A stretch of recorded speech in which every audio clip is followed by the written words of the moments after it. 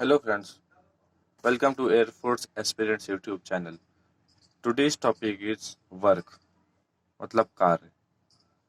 सामान्य बोलचाल की भाषा में हम वर्क को ऐसे समझते हैं कि जैसे कि हम काम कोई काम कर रहे हैं और उसमें हमें मानसिक या शारीरिक रूप से किसी प्रकार की थकान महसूस होती है, तो हम कहते हैं कि यार काम यह हमने बहुत काम किया।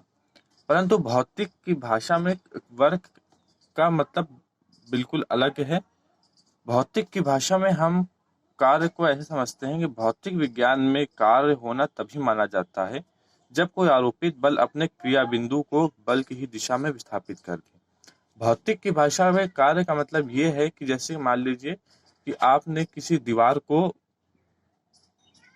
बल एफ से बल एफ से धक्का मारा और वह दीवार अपनी ही स्थिति पर खड़ी है, परंतु आपने बल बहुत लगाया, आप थक भी गए, परंतु वह दीवार अपनी स्थिति से नहीं हिली या फिर उसमें कोई भी विस्थापन नहीं हुआ। इस स्थिति में आपके द्वारा लगाया गया बल और किया गया कार्य शून्य होगा। बल तो आपने लगाया परंतु कार्य आपका शून्य होगा। और इसी प्रकार आपने मान लीजिए किसी किसी बक्से पे बल एफ लगाया और वह विस्थापित हो गया या फिर वह डी विस्थापन से आगे बढ़ गया, तो इस स्थिति में कार्य होगा। तथा इसी प्रकार इसमें देखिए लिखा है बल की दिशा में विस्थापित कर दे तो उसे कार्य कहते हैं। मतलब कि कार्य होने के लिए उस किसी वस्तु का विस्थापित होना आवश्यक है बल की ही दिशा में। इसी प्रकार देखिएगा नियत बल द्वारा कार्य, work done by a constant force. Constant force मतलब कि जैसे आप किसी बक्से में बल लगा रहे हैं और उसका मान लीजिए 5 न्यूटन है और आप लगातार 5 न्यूटन ही बल लगा रहे हैं और उस बल में परिवर्तन नहीं कर रहे हैं। तो इस प्रकार किसी आरोपित बल द्वारा कृत कार्य बल के परिमाण का उसके द्वारा उत्पन्न विस्थापन के अदिश गुणनफल से मापा जाता है। W equal to f dot h, और डॉट प्रोडक्ट को और सॉल्व करने पे W equal to f s cos theta आता है। तब कार्य एक अदिश राशि है, कार्य एक स्केलर क्वांटिटी है और वर्क की यूनिट जूल होती है और 1 जूल इक्वल टू 10⁻⁷ अर्ग। वर्क का डायमेंशनल फार्मूला ml2T-2 होता है। इसी प्रकार देखिएगा परिवर्ती बल द्वारा कृत कार्य। अब मान लीजिए आप उसी बक्से को बल लगा रहे हैं और आप थोड़े समय बाद थक गए, तो उसमें आपने 5 न्यूटन की जगह 4 न्यूटन लगाया, फिर और थके तो आपने 4 की जगह पे 3 न्यूटन लगा पाए। तो इसमें जो बल जो है बल का मान परिवर्तित हो रहा है। इसी प्रकार जब बल परिवर्तित होता है तो इसके लिए फॉर्मूला लगता है W equal to lower limit x1 तथा upper limit x2 f dot f d x. परिवर्ती बल का एक मोस्ट इंपोर्टेंट उदाहरण है रॉकेट को ऊर्ध्वाधर ऊपर की दिशा में बिना त्वरण के गति करने के लिए नियत बल की नहीं अपितु परिवर्ती बल की आवश्यकता होती है। जो रॉकेट होता है वो लगातार अपनी अपनी गति को बढ़ाता जाता है, तो उसमें नियत बल की आवश्यकता होती नहीं है, क्योंकि अगर वो गति बढ़ाएगा नहीं तो वह पृथ्वी के लिए पलायन वेग नहीं पा पाएगा और वह पृथ्वी की कक्षा में नहीं जा पाएगा। तो इसीलिए उसमें नियत बल की नहीं अपितु परिवर्ती बल की आवश्यकता होती है। कुछ मोस्ट इंपोर्टेंट क्वेश्चन है, जरूर देखिए। फर्स्ट क्वेश्चन है एक पिंड पर 40 न्यूटन का बल लगता है यदि बल की क्रिया रेखा और विस्थापन दिशा में 45 का कोण बनता है तो पिंड को 2 मीटर विस्थापित करने के लिए किए गए कार्य का मान बताइए। ये इजी क्वेश्चन है। W equal to f dot x होता है, एफ डॉट एक्स को सॉल्व करने पर एफ एस कॉस थीटा आता है। एफ की वैल्यू 40 न्यूटन दी रखी है और एस की वैल्यू 2 मीटर दे रखी है और कॉस 45 की वैल्यू होती है 1/√2। तो इसका टोटल ओवरऑल वैल्यू कितनी आएगी 40√2 जूल। इसी प्रकार मोस्ट इंपोर्टेंट क्वेश्चन देखिएगा, ये परिवर्ती बल का एक क्वेश्चन है। देखिएगा एक कण बल F equal to 5 - 3x + 2x² Newton के अधीन x अक्ष के अनुदिश x इक्वल टू 0 से x इक्वल टू 4 मीटर तक चलता है। बल द्वारा किए गए कार्य की गणना कीजिए। तो देखिएगा W equal to x1 x2 f dx। x equal to 0 से x इक्वल टू 4 पे चलता है, तो लोअर लिमिट 0 हो जाएगी, अपर लिमिट 4 हो जाएगी, और f minus 3x plus 2x square dx। तो इसका इंटीग्रेशन करने पर 5x minus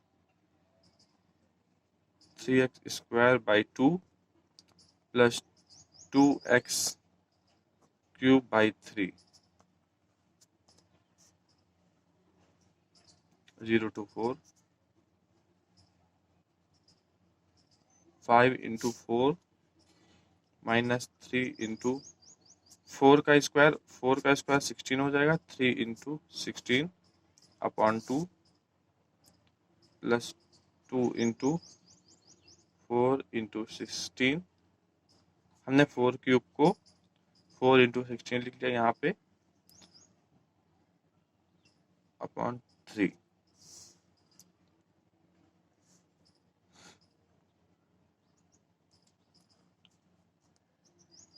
five into 4 equal to 20 minus 3 8 ज़ा 24 plus 2 into 4 8, 8 into 16, 8 into 16 116 upon 3। इसको फर्दर सॉल्व करेंगे तो 38.67 जूल आएगा। मोस्ट इंपॉर्टेंट क्वेश्चन है, आप इसे देखिएगा। नेक्स्ट क्वेश्चन देखिएगा वेक्टर फॉर्म में। बल F equal to 3i plus 4j minus 5 के विस्थापन S equal to 5i plus 4j plus 3 के है। तो बल द्वारा कृत कार्य, आपने फॉर्मूला देखा होगा, W equal to vector F dot vector S। तो 3i प्लस 4j माइनस 5 के dot 5i plus 4j plus 3 के। i वाला टर्म i से मल्टीप्लाई, j वाला टर्म j से, और k वाला टर्म k से। तो 3 3 5 ज़ा 15 प्लस 4 इंटू 4 16 माइनस 5 इंटू 3 15, 15 से 15 कैंसिल हो जाएगा, तो इसका किया गया वर्क कितना आ जाएगा, 16 यूनिट। क्योंकि हमें यूनिट कोई दी नहीं रखी, ना ही बल की और ना ही एस की, तो इसमें हम यूनिट लगा देंगे।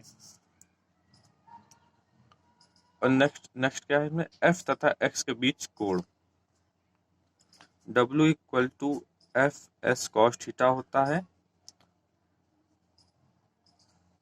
और F equal to mod vector F होगा। मॉड लगाने के लिए कोफिशिएंट का स्क्वायर करते हैं और अंडर रूट कर देते हैं। 3 square plus 4 square plus 5 square, under root 50 आ जाएगा ये, क्योंकि 3 स्क्वायर 9 और 4 स्क्वायर 16 और 5 स्क्वायर 25। इसी प्रकार S equal to under root vector S।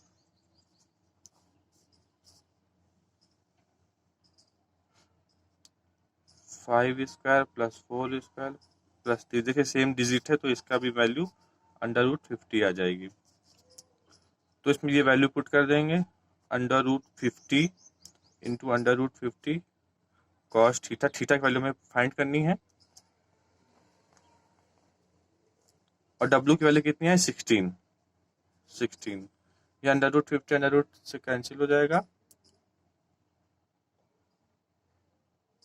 और यहाँ पे 50 आ जाएगा, कॉस थीटा 8/25। तो कॉस थीटा इक्वल टू 8/25 और theta equal to cos inverse 8/25। ये मोस्ट इंपॉर्टेंट क्वेश्चन है, एग्जाम ओरिएंटेड भी है question. Thank you, all the best.